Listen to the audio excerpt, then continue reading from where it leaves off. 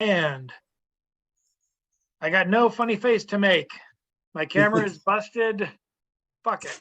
All right. Welcome to Stone Soup Poetry, the online open mic. We'll be announcing our feature for October and hopefully for November, hopefully this week.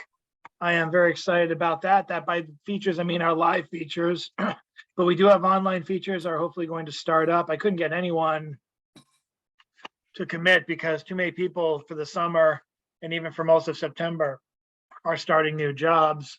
And one person got COVID. So we're doing our best to fill in the blanks. So I appreciate everyone's patience on that. And my girlfriend goes to get her x-ray next Friday. So we'll see how she's doing if she needs surgery, but she is using she's on PT and already on the bike. So good news there. And now I'm looking. Oh, I found something that'll look like this thing will be fixed. So we are going to get started. And the Ramdonator 5000 originally had someone else picked, but then all of a sudden it's like the old fighting games. Here comes a new challenger. So we have, yes. So we have, and so appropriate that you did that, Mr. Chris, Mr. Spector. Always glad to offer service. Yes. So I'm just saying that it's good that you did it because you are the one kicking off the open mic for tonight. Okay, if you insist. Well, the Ramdonator 5000, and you can't, who doesn't trust machines these days? Who does trust machines these days? Are you kidding me?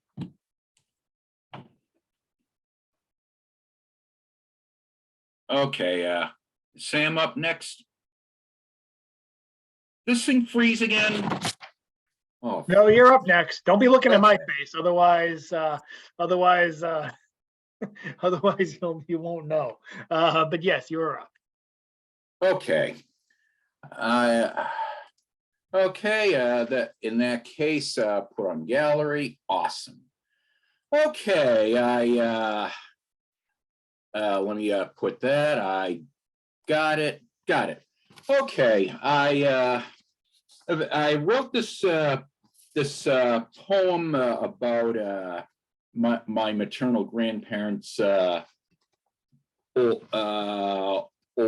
house, which has now been completely torn down, and with a little bit more forethought, I might have been able to put the picture up in the background for you, but you're gonna have to sell for Magic Wings butterfly place in back of me. And this poem's due to I finally get around to writing a nature poem, which if that's not mandatory on a poet's bucket list, then it should be. And this comes from a prompt I picked up about 4 years ago when I visited the Richmond Slam in Richmond, Virginia. And one of the prompts they gave us was write about space that isn't the way it was before. And so is my attempt, where my home has been erased. On an obscure forested road sits a wild patch of oak trees and ferns, where 2 rhododendron bushes stand guard over the ghost of a house. This empty space used to be where I grew up. If only I could revisit the home that once was, where I learned to count to 100 with a cassette recording my progress, and then used another kind of tape to discover the proper measurements of any given object, such as a coffee table or a glass of water. My time and place of joy and personal development has been erased. Now I know what it was like for rock fans when they had to let Elvis rest in peace and let the Beatles be. But when I cast a sorrowful glance at the renegade maple sprouts, Japanese knotwoods, and Virginia creepers that took over the space, I gain a whole new worldview altogether. Ants carry their larvae across a fallen tree where lichens and other fungi have taken hold. A squirrel scampers through a covering of brown oak leaves with an acorn in its mouth. A corn snake pursues a field mouse and startles a robin into flying off with a worm to feed her offspring. I run my hand on the ground in search of, actually nothing in particular. But when I do, the crackling of dried oak leaves gives off the nutmeg scent of beloved books, and the comforting memories of tomes of wisdom flood my mind. Before I depart, I bid fond wishes to the creatures in this newborn forest. And why shouldn't I be happy for them? In the same spot where my home has been erased, theirs has been reclaimed.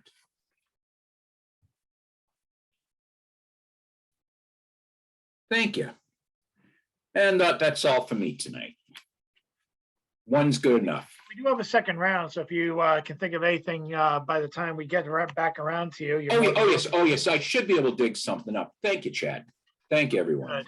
Let's bring up next Miss Jan Rowe.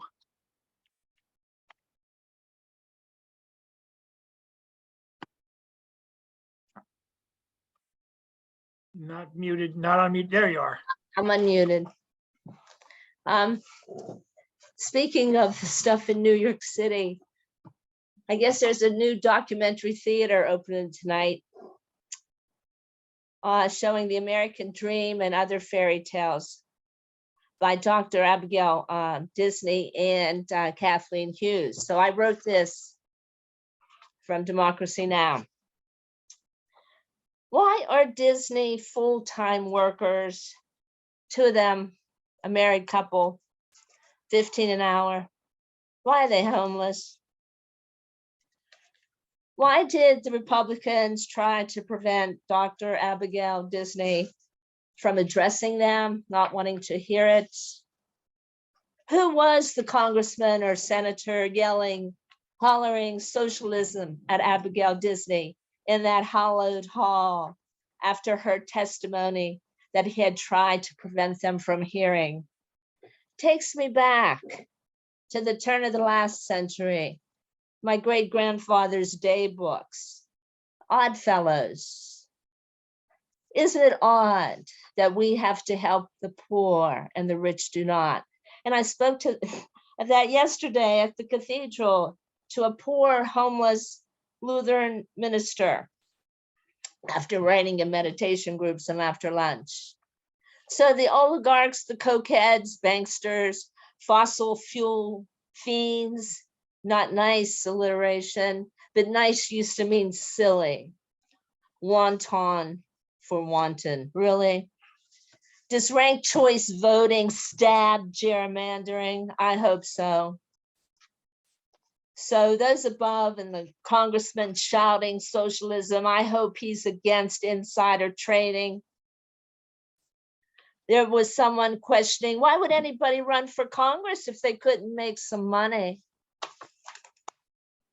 We have to see the homeless, the poor, the addicted, and the sometimes resulting psychoses. We have to see it, and we could be traumatized, and they don't. Thank you.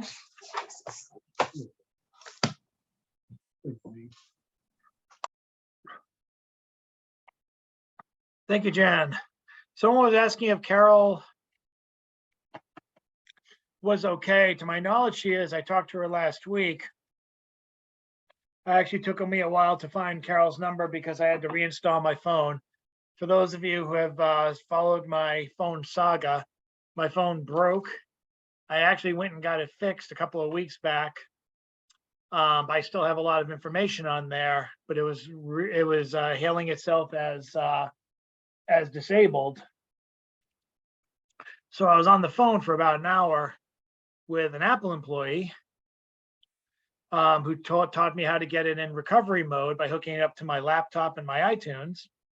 and I had to install. And unfortunately, because I hate installing tech on the phone, I had to update to 16.0 the 16.0 version of Apple, and I was all the way back on 15.1. So I had some installing to do.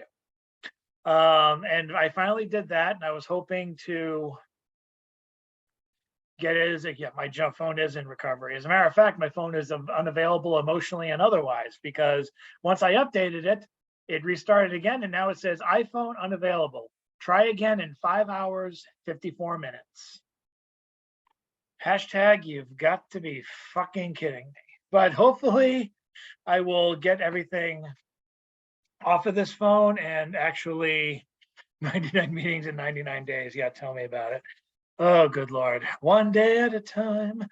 Yes, but so hopefully by 1 o'clock tonight, I'll have a functioning phone that can transfer to the old phone to my new phone, and we will go from there. So, oh dear. So I am going to move on to the next person. Let's go over to Mr. Chris Fitzgerald.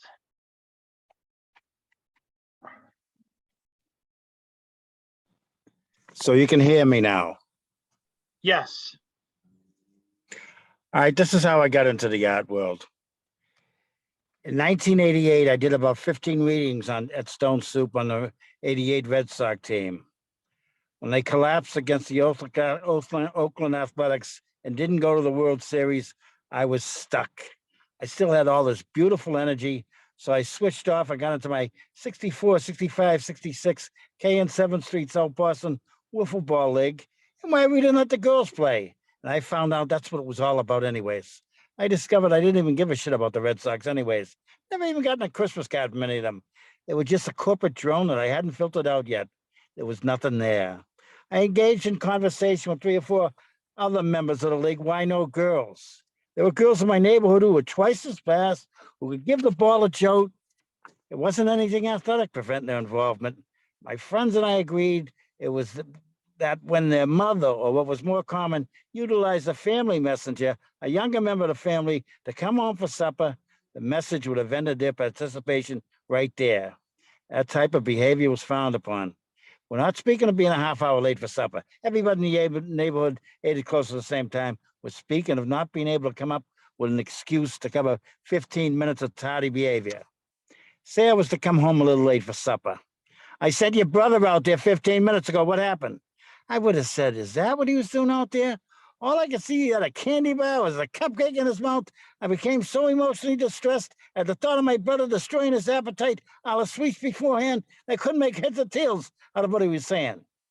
I am not condoning lying to one's parents, but how could this 11-year-old boy communicate genuinely with this 40-year-old lady that it wasn't food alone that he needed to fill up his day, but a little wiffle ball? She had never played the game herself. What I recited to my mother was an excuse from the Latinx, from causa, charge, to free from a charge. So not only I had freed myself from the charge of being disrespectfully late for supper, but I also had clouded the issue.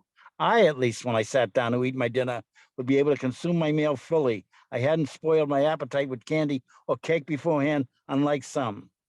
Excuses are what we use to rationalize our inadequacies at reaching a genuine understanding with another person. To illustrate a popular song that I've always been quite fond of, I'd like you to imagine before the song begins what may have transpired before the first verse. Ray Charles has had a delightful evening with a particular lady companion, Betty Carter. Dinner, dancing, genuine merriment. Now it's probably 1 o'clock in the afternoon, 1 o'clock in the morning. They're in Ray's living room having a drink. She out of the cold blue starts, I really can't stay. Ray shoots back, baby, it's cold outside. I got to go home. Baby, it's cold outside. So here we have these two people sharing this time and space together. Now one of them wants out. She then begins mentioning the family members of hers who are waiting for her. Mother, brother, sister, maid, aunt. My father will be pacing the floor. Ray, listen to that fireplace roar.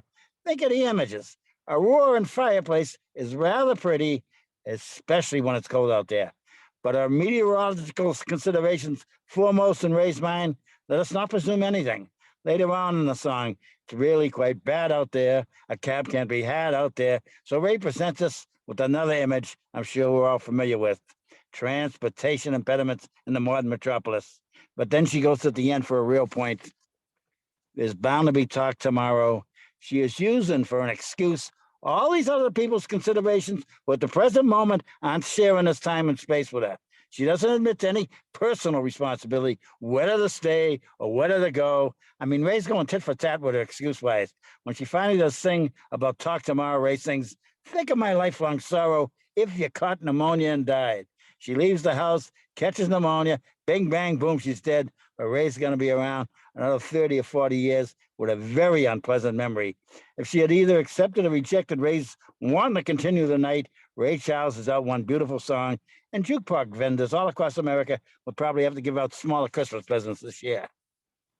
Now, I don't know how I sounded there, but I do know I didn't choose size, put position over the other. But of course, the meal sign is more familiar to me in that type of exchange, so I could probably articulate it better. Now we're back, May 1965, 12 football players, 6 on the team are engaged in a game, aided by a literary license, 7 boys, 1 girl.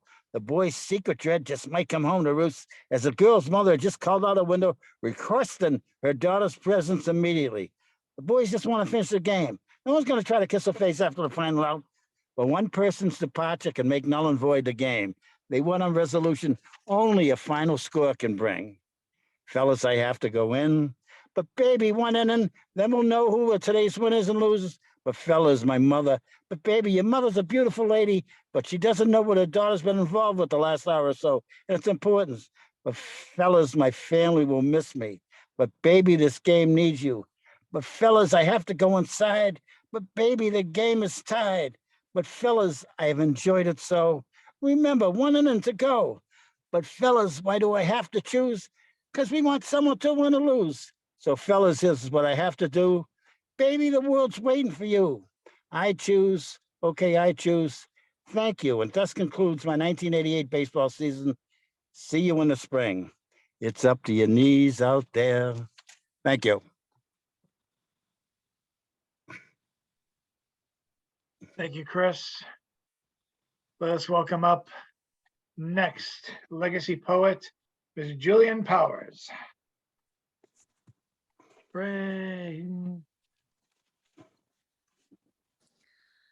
I wrote this short poem this week after watching this weird clip about an animal intuitive. This lady said her heart heard the dying fish suffocating as they struggled in the dried up riverbed by the forest out back. The fish never knew that they were wet until they were caught in that dried up bed, found that day by the then newly self-described animal intuitive. That's all. Thanks.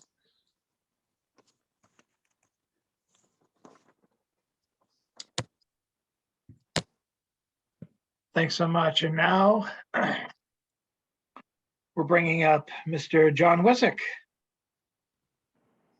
Okay. Well, yes, my book is finally out. There are put links in the chat. Here is a poem from the book, Changing Glasses, called Reading Zen on the Train.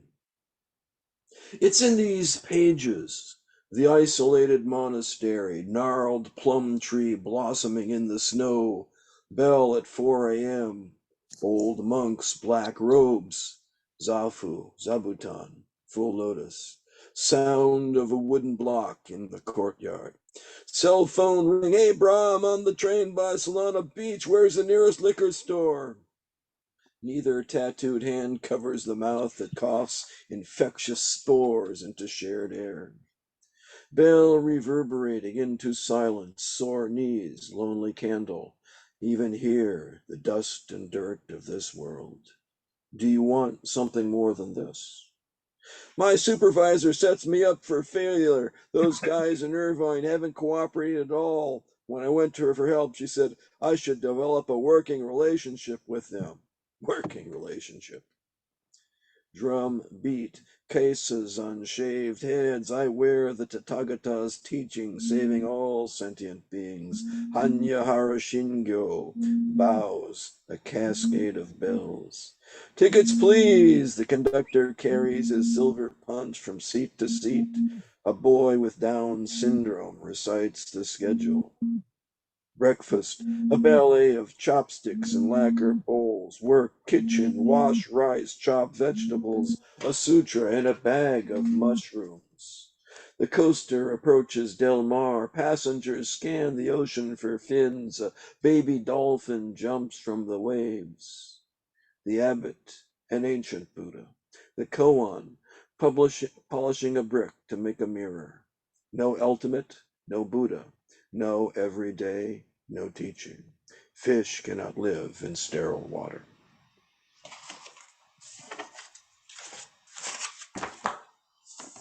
Gonna grab that book soon. Next, let's bring up the antics of Mr. Bill Lewis.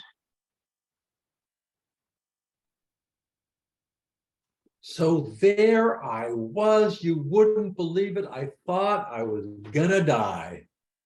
There were all these kids and I had no idea what I was teaching. And suddenly I was in this classroom and I was naked on top of it. What the heck? I forgot to put on my clothes when I got on the train. Why didn't anybody tell me? And it was quite some dream there. Like, whoa. I don't know if you have panic dreams sometimes, but don't know where that would come from. I did have a wonderful class. Oh, I love teaching. I love my students. I love talking about computer science. I love talking about history. I have an application in, a proposal to MIT for me to do 2 courses in November for them. And I don't know, it's one of those courses I've never done. I just made up the name. I just said, Mr. Madison's War. So I've got the name for the course, but I haven't done anything about it. I just have like some vague ideas, and if they turn me down, then I can just forget about it and I don't have to do any work.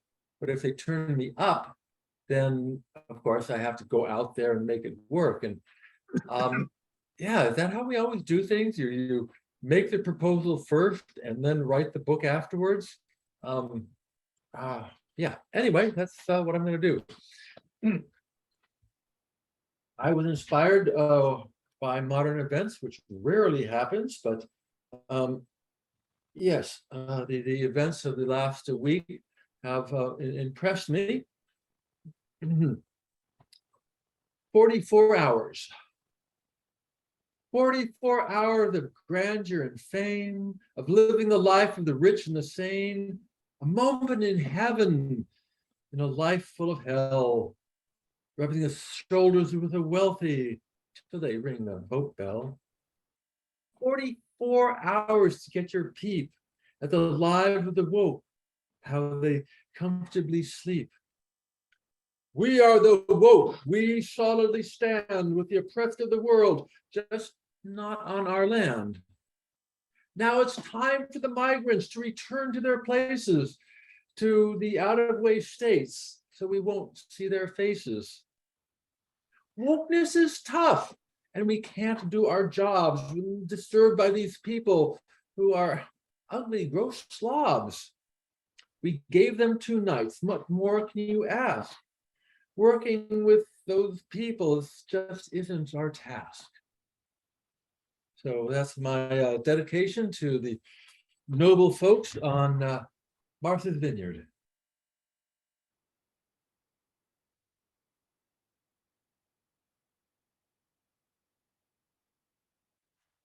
Thank you, Bill. What do we have next? Let's go to another state that's probably going to have immigrants dumped on them because the Republicans think that all they have to do to scare America is just drop random brown people into a city and go, ooga booga, I don't know. But the state of people today. Let us go now to Patricia Kerrigan. All right, okay. New shit. Cool. Birth of the Blues, inspired by Frank Sinatra. Every time it rains, the blues are born, even when it's sunny. Rain isn't limited to the weather. There are days when our clouds can't hold back how we feel. The blues travel down our cheeks, say things that shouldn't be said, do things that shouldn't be done, opt for a place to be alone. The blues are what they are because they are born from our blues. The blues seek solace amid rainbows. We pick up our horns, play tunes for rain-washed trees. Thank you.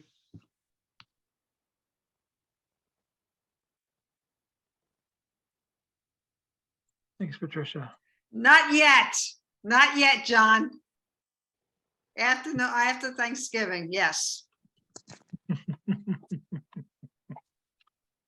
Shouldn't have done a turkey. Let's see, who do we have next? Yes. Up next, let's welcome up Mr. C.C. Ashagra.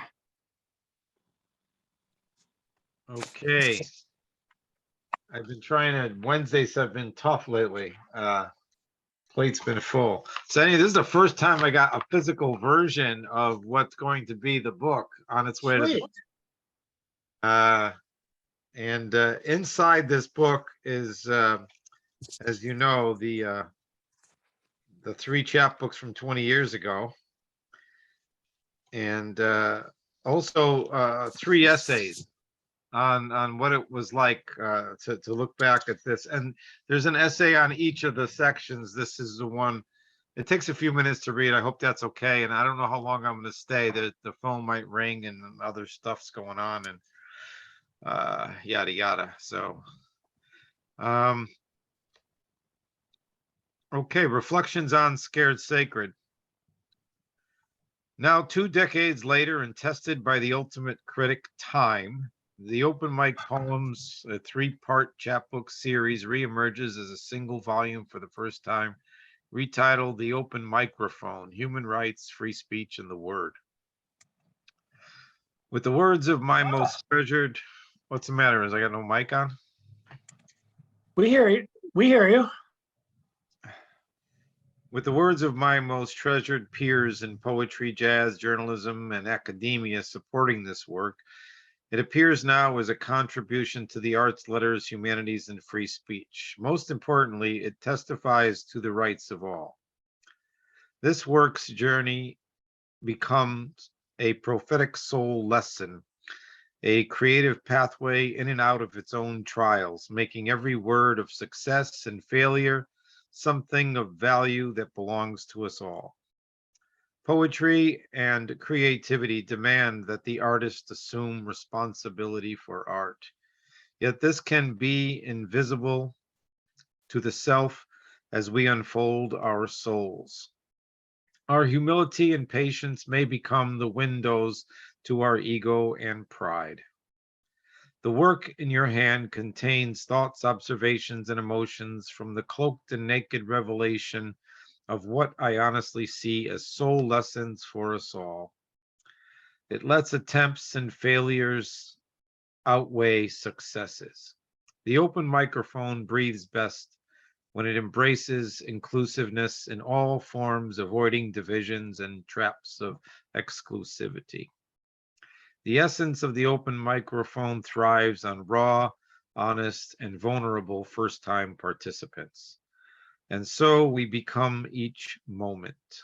We honor what is sacred and who is sacred, from silence to sound and from stillness to motion. We face the indivisibility of life.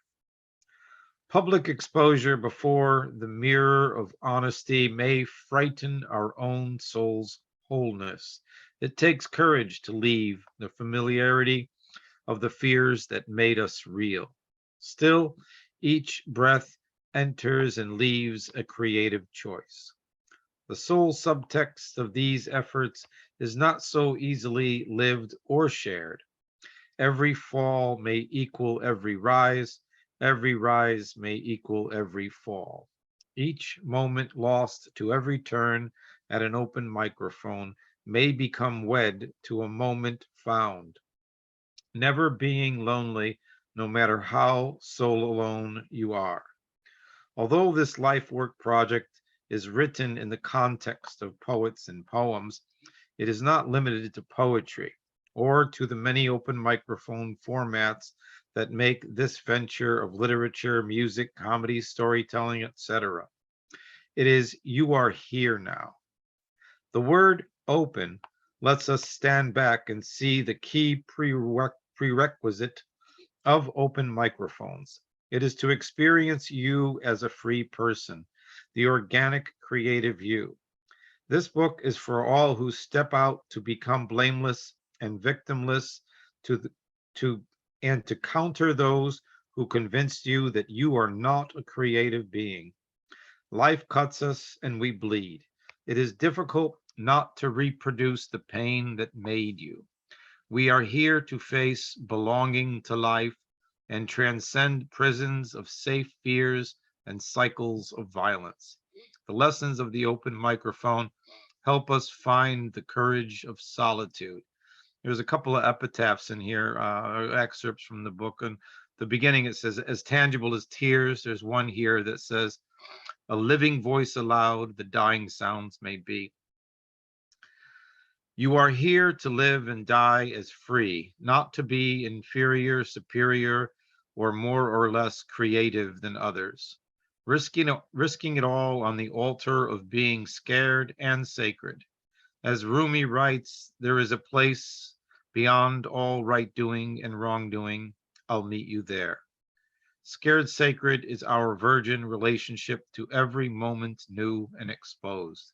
Touching creativity in a public forum while simultaneously having creativity touch you. We are always given the choice to be creators.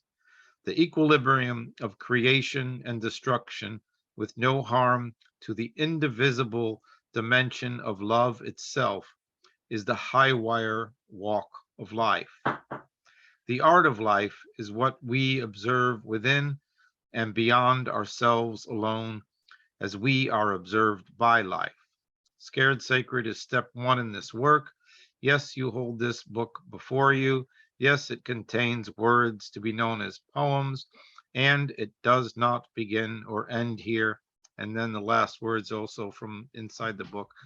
Sounds off the stage change the physical shape of hearts, influencing the wind to move the wings of hope in flight.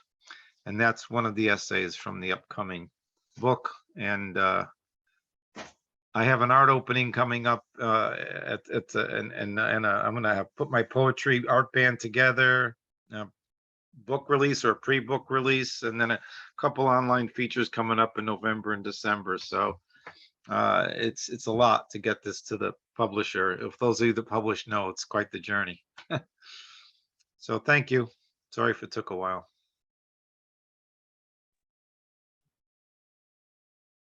Thanks, CC. Not at all. Let us know when the book's ready. We'd love to have you down in Boston to feature it, feature and read.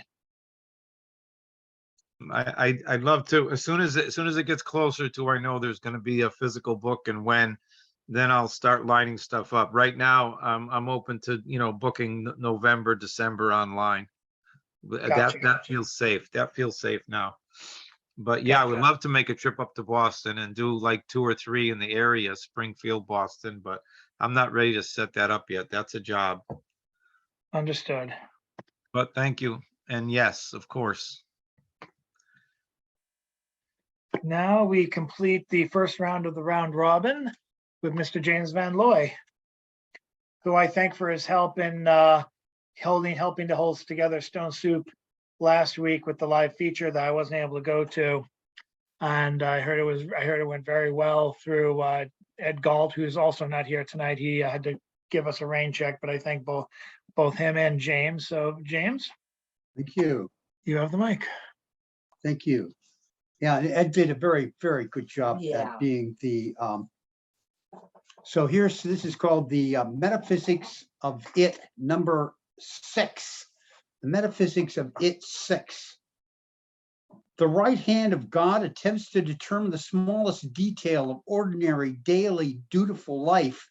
Do not even imagine taking up the quill with the lowly left, only mandated clean what's left of daily evacuation of waste, and feel the metal edge ruler slashing down on knuckles so foolish as to transgress tradition, albeit never really so very old ruling class inventions of misinformation, to lead to silos of silent acquiescence, where suicide becomes just this.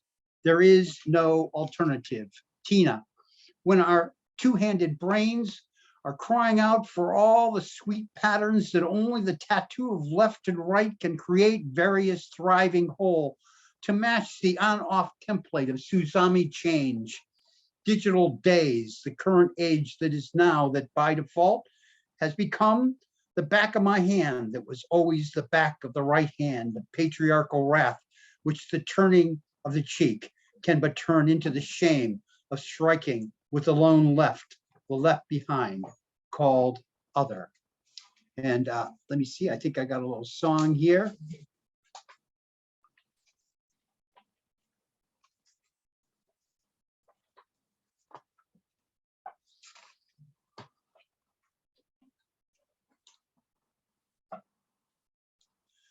What a day for a daydream. What a day for a daydreaming boy. And now I'm lost in a daydream, dreaming about my bundle of joy. And even if time ain't got on my side, and it's one of those for taking a walk outside, I'm blowing a day to take a walk in the sun and fall on my face on someone's new mown lawn. I've been having a sweet dream.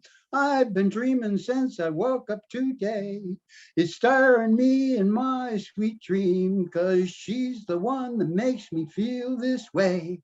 And even if time is passing me by, I couldn't care less about the dues you say I owe.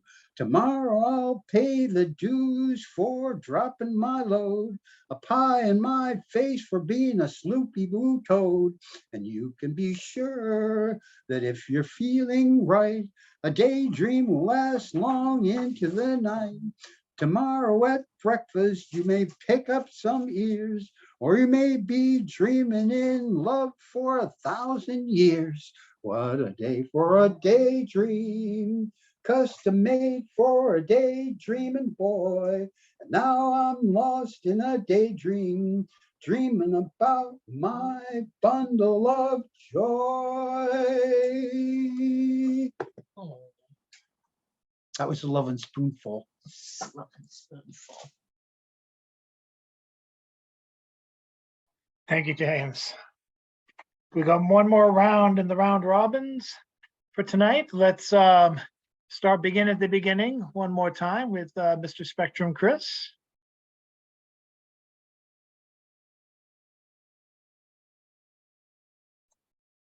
Whoops, you're not mute. You're still muted. There you Unmute. Okay. All righty. I will now gallery. Good. I figured I might as well give you one of my older bits. Paul shut back in 2004 called Blank Pages. Here we go. Welcome to the underground vanguard of unorthodox voices.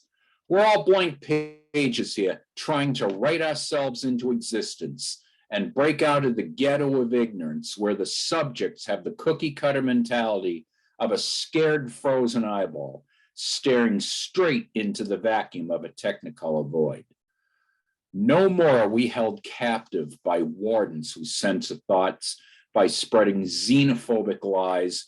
No longer are we hypnotized by the xerographic persuasions of yellow journal yes-men.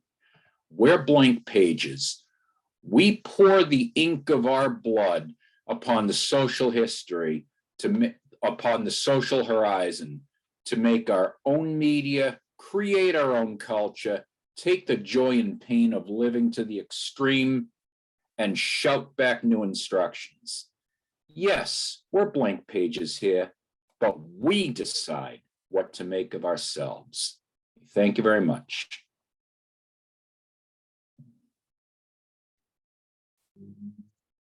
Thanks.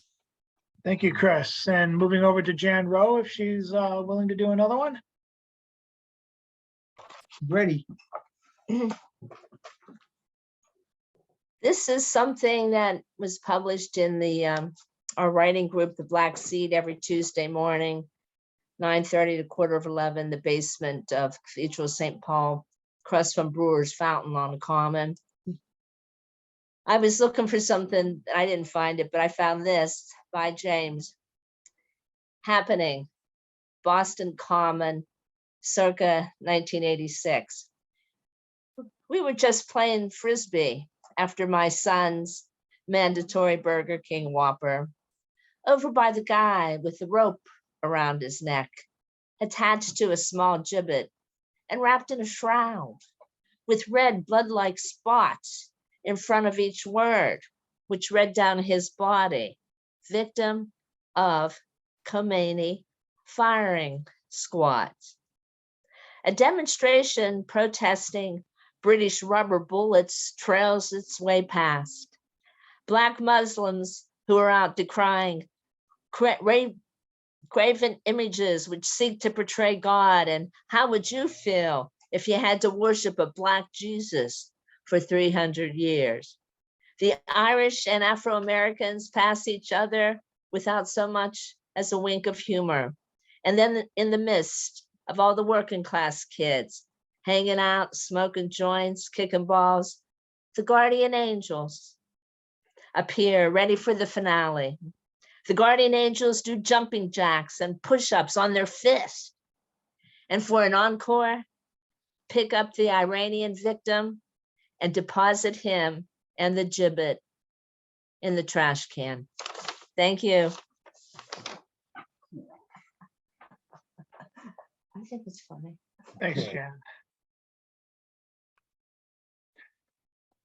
Chris, Mr. Fitzgerald, are you ready to go? Okay, I got a real short one. It's called Poetry, Not Rhetoric. It's the William Butler Yeats. Rhetoric is the argument you have with other people. Poetry is the argument you have with yourself. So this is called Poetry, Not Rhetoric. I remember the first time you told me that you loved me. It was down the island. I guess I looked somewhat surprised because you suddenly qualified it by saying it was easy for you to say that. You told your children that every day.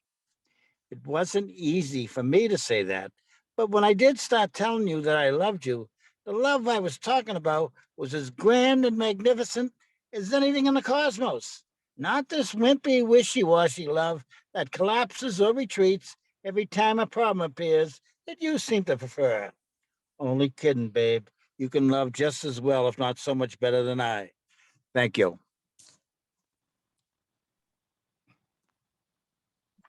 Thank you, Chris. Now it's time for you to get out of the Stop and Shop parking lot. Have a safe walk home. And I figured as much. And we will now bring us over to Julian Powers again.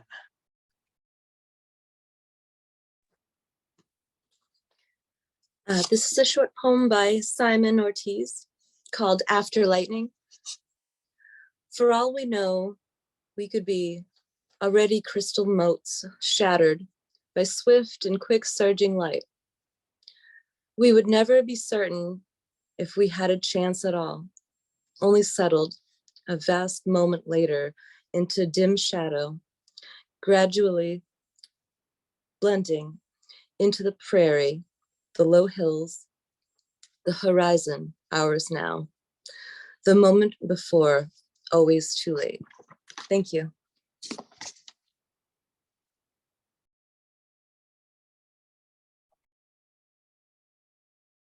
Thanks, Julian. And now over to our newly published author, Mr. Wezek. Thank you. Yeah, there was a TV show called Black Jesus, and I remember watching the first season, and it was kind of cool. It was kind of a cool show. I don't know. You check it out if you get a chance. Okay, another one from the book, the new book, The Shaman in the Library. Mars Needs Actresses. There again on an old movie on late night TV, those familiar blue eyes and spattering of freckles across her nose. Karen Allen, whatever happened to her? And where did Ellen Burstyn go? Did Rosanna Arquette vanish from her Beverly Hills home, leaving Crotan carved on a tree trunk? After starring in all those D.H. Lawrence adaptations, did Glenda Jackson jump in a time machine and travel to Mexico with Ambrose Bierce, or simply join Neil Cassidy for a walk in the desert? I miss Deborah Winger's funny nose and crooked eyes, as well as Margot Kidder, Molly Ringwald, Penelope Ann Miller, and Adrienne Barbeau. Maybe they're cruising the Bermuda Triangle on the Mary Celeste, or sunning on a tropical beach with Jimmy Hoffa. Maybe they took part in a secret government project at the Philadelphia Naval Shipyard, or hijacked a plane and parachuted over Washington State with the ransom. When discussing why aging actresses disappear, the simplest explanation is best.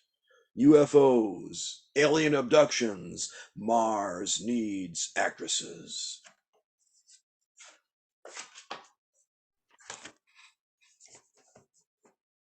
Now short on motivation. Thank you, John. And now, Mr. Bill Lewis.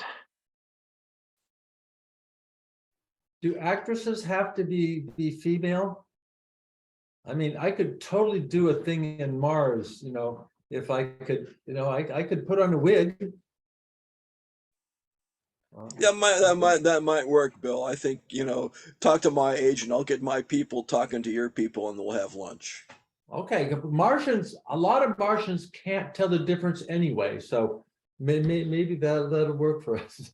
We'll mount you on an Opportunity rover, and I think it'll work for all of us. Human beings all look the same. So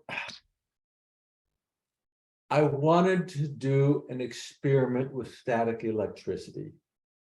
I had a glass rod and I wanted to get some fur or some wool or something and rub the glass rod on it, and then pick up little dry pieces of paper and show it's static electricity, and maybe get a little spark and all this stuff.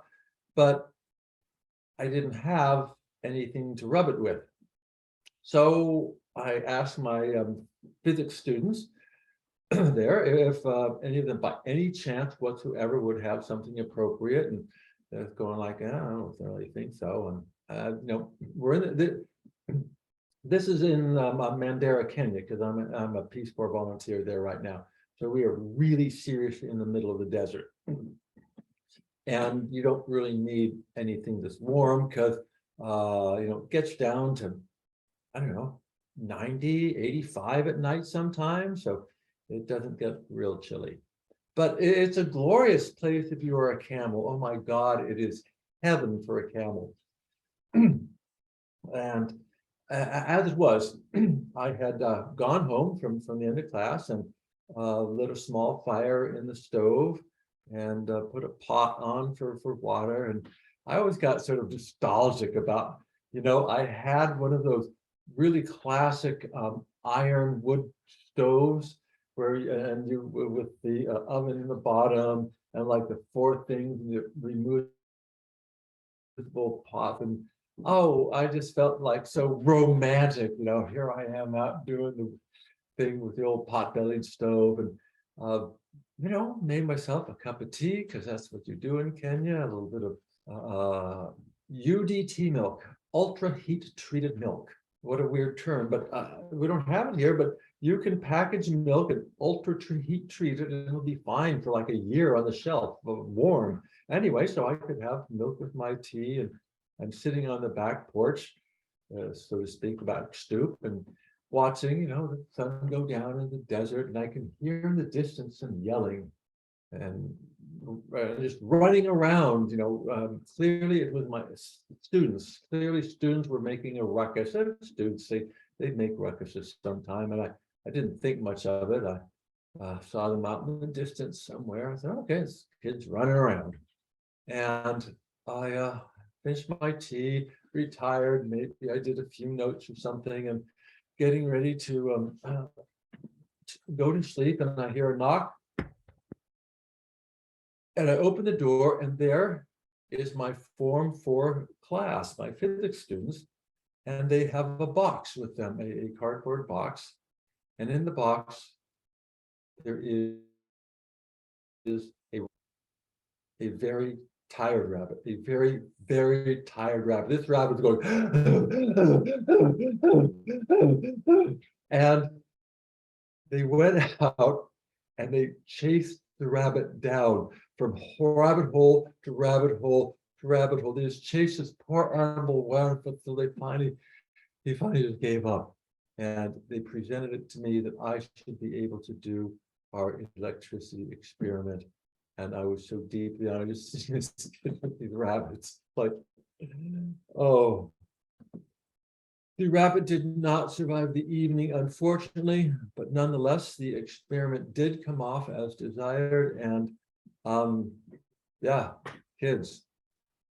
And for James Lanloy, I have been inspired to do my part in singing. Oh God, I have the voice of a frog sometimes, but oh well, you're stuck with it. There's nothing you can do about it. You can turn off your speakers, but because I was just thinking, oh, those happy things, and I was watching, what is it, that Kevin Spacey, and just feeling about somewhere beyond the sea, somewhere waiting for me, my sweet love, I can't even, my lover stands on golden sands, watching the ships, they go sailing somewhere beyond the sea.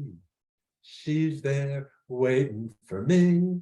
If I could fly like birds on high, straight to her arms, I go sailing. And then we have the trumpet interlude. Da, da, da, da. I like that. Really liked like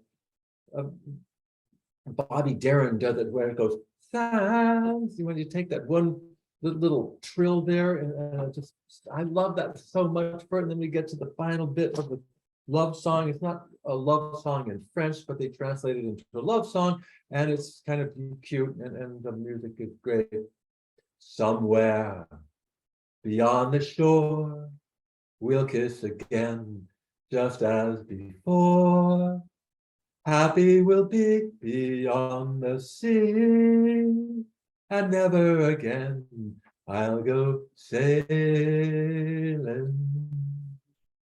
Oh, there it is. That's just for you, James, and everybody else who likes Steve and stuff. Back to you.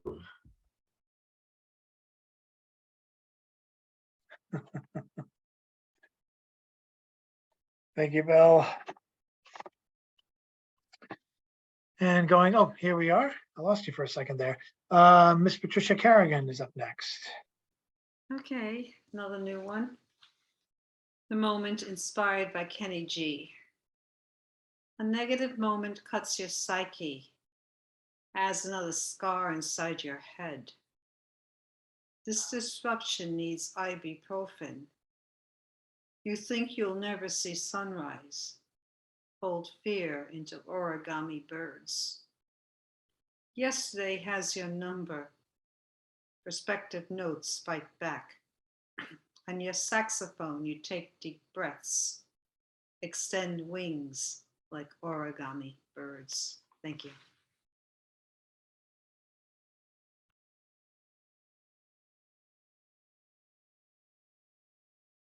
Good to have you back, Patricia. And now, if he is ready, Mr. C.C. Ashagra.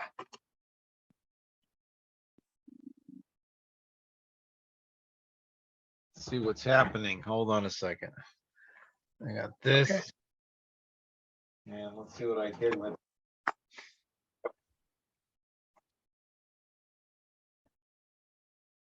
Oh, now for something completely different. I don't know what draft this is. So there's a little paper where I'm living. It's a little thing that's like it's the newspaper, but it's really just a Cambridge the Chronicle. It's called, for the Cornwall Bridge area, Cornwall Chronicle. And there's a tree across the river that looks like it's falling. And this little story, I don't know why I'm going to read this, but I am. But so it's kind of it's very rural around here. I mean, there's not much happening. So with the tree, there's a porch overlooking the river here, and it's sitting out there in this old house, and it looks like the tree's going to fall. So every day you get up and you go, oh my God, looks like the tree's falling, but and then one day realize it's like, man, this is this is country living, and blow by blow, getting up and excited about whether or not a tree moved an inch. And it just made me laugh. So I wrote this thing called Breaking News. Nothing is happening. And I sent it to the paper and they said it was too artsy. So, but people liked it. And there's a new bakery. And at the end, I mentioned the Susie's Bakery. So anyway, it's called This Just In. Breaking news. Nothing is happening. This just in, the event transpiring will most likely rock the current flow of journalism. Note, what you are about to read is not just about a sycamore tree, but how the speed of time still falls. For now, the mysterious excitement of rural life is peaking as it bridges the banks of the Housatonic River in the northwest corner of the state of Connecticut between the towns of Cornwall Bridge and Sharon.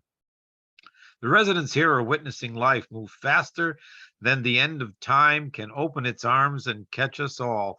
And so let the beginning of the afterlife arrive, as do life's waters birth our seas. Meanwhile, life and death are falling in love. They are in a dance that moves through the speed of light in harmony with the silence of midnight's sound. No one knows when the near timelessly leaning sycamore will touch down. All the nearby residents of love all the nearby residents are listening and checking in at every phase of the moon's eye. They are debating, imagining, guessing, even thinking they know why trees breathe us or when the tree will fall.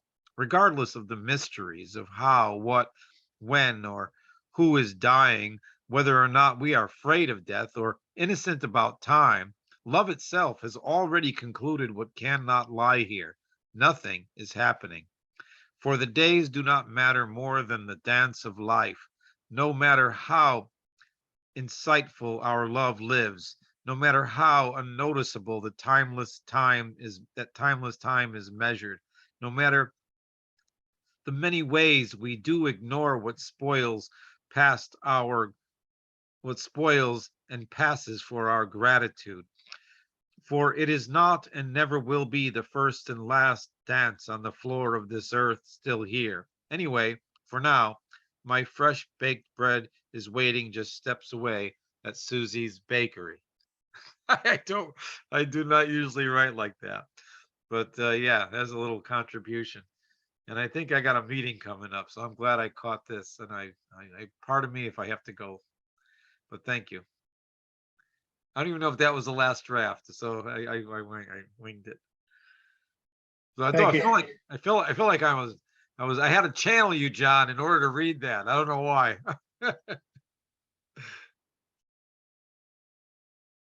Thank you, CC. And with that, we have our closer.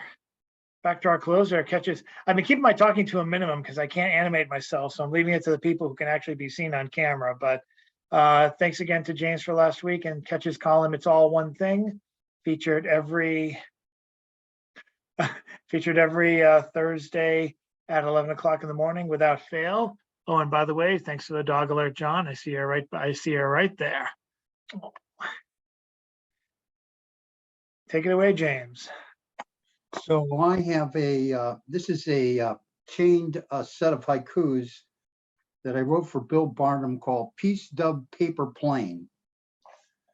The truest peace dove turned lavender in subway fluorescent bulb light, folded just like half a century of careful, detailed attention. We're heading into town again together to fly the common, to be in center, to walk the common labyrinth. I now delineate tiny little man and bird that hovers just out of sight in mine. I used to know so well, but now understand what a mystery. He's gone, but the rest of us must keep going on to the bitter end. And let me try to sing another song here. Hello, darkness, my old friend. I've come to talk with you again because a vision softly creeping left its seeds while I was sleeping. And the vision that was planted in my brain still remains within the sound of silence. In restless dreams I walked alone, narrow streets of cobblestone. 'Neath the halo of a street lamp, I turned my collar to the cold and damp, when my eyes were stabbed by the flash of a neon light that split the night and touched the sound of silence. And in the naked light I saw 10,000 people, maybe more. People talking without speaking. People hearing without listening. People writing songs that voices never shared, and no one dared disturb the sound of silence. Fool, said I, you do not know. Silence like a cancer grows. Hear my words that I might teach you. Take my arms that I might reach out to you. But my words like silent raindrops fall and echoed in the wells of silence. And the people bowed and prayed to the neon god they made. And the sign flashed out its warning in the words that it was forming. And the sign said the words of the prophet and were written on the subway walls, tenement halls, and whispered the sound of silence, and whispered the sound of silence.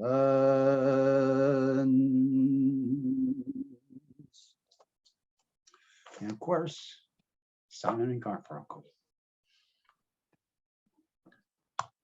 I got a little announcement if everyone can hang in a second here. Sure. I went to the National Beat Poetry Festival a weekend ago or so. And Yeah. a friend of mine, I used to go to Stone Soup all the time. Was part of the Barnum and Buddha Poetry Circus. I don't know if you guys remember Joni Sullivan. Anybody know Joni Sullivan? Anyway, yeah, okay, Joni. So she showed up, and she had Jack Shea did a documentary about Kerouac and Jan Kerouac, called "Who Owns Jack Kerouac?"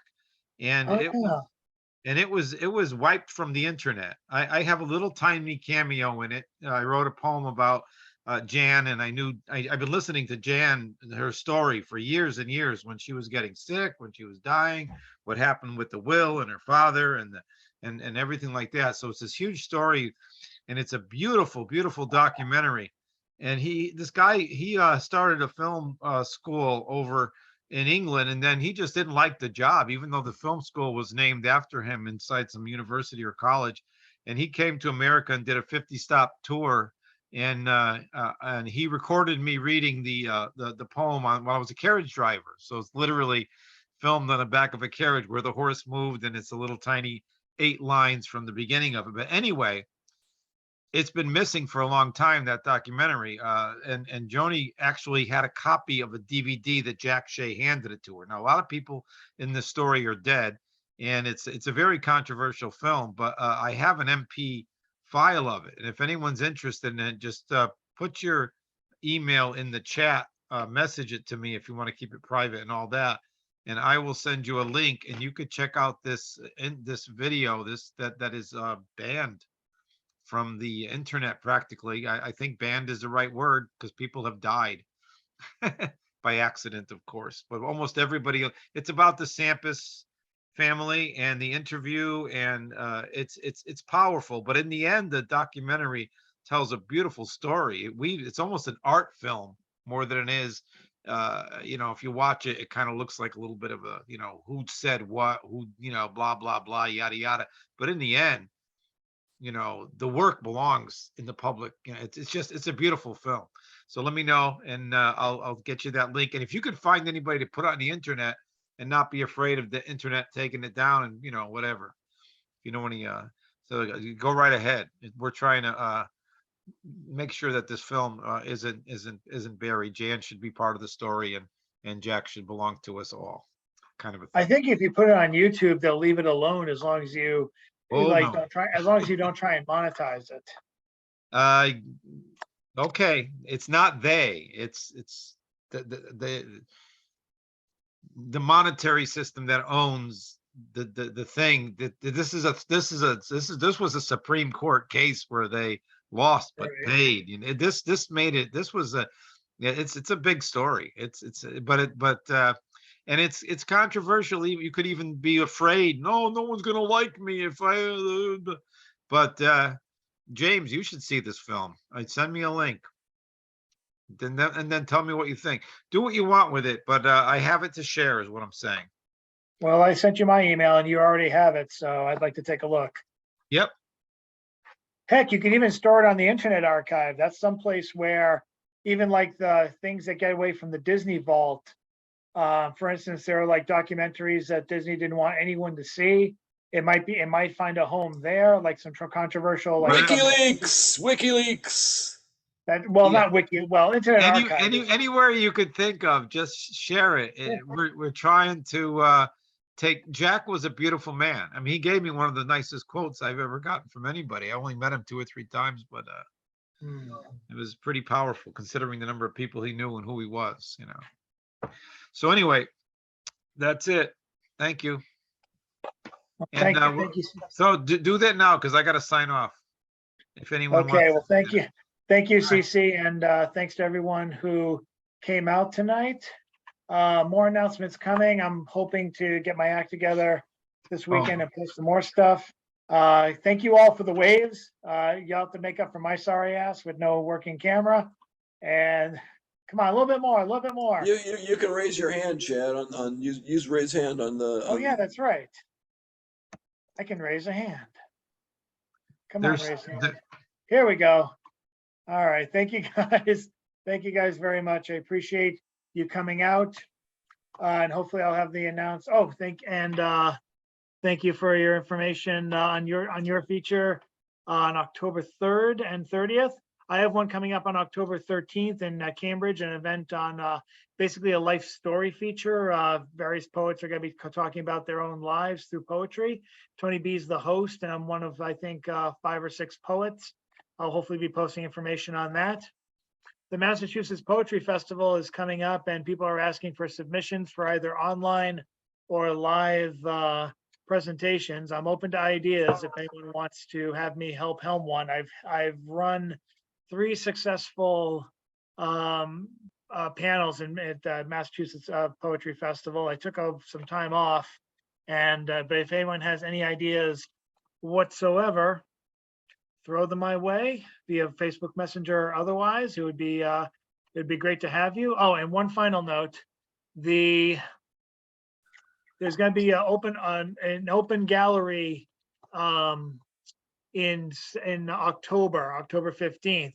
They want Stone Soup to be represented. My big problem is that I might be compromised that day because I might be helping out with a charity event. So if there's someone who wants to step up and help represent Stone Soup, I can talk to Ed about hosting again. But if anyone wants to come down for the weekend, that would be great as well. I like being able to delegate to reliable people, especially if they're Stone Soup enthusiasts. So send me some word. And thank you all, and have yourself an excellent night. Thanks to John for being a temporary host for like 2 minutes. And the rest of you, stay tuned for more announcements. Have yourself an excellent evening. Thank you. Bye.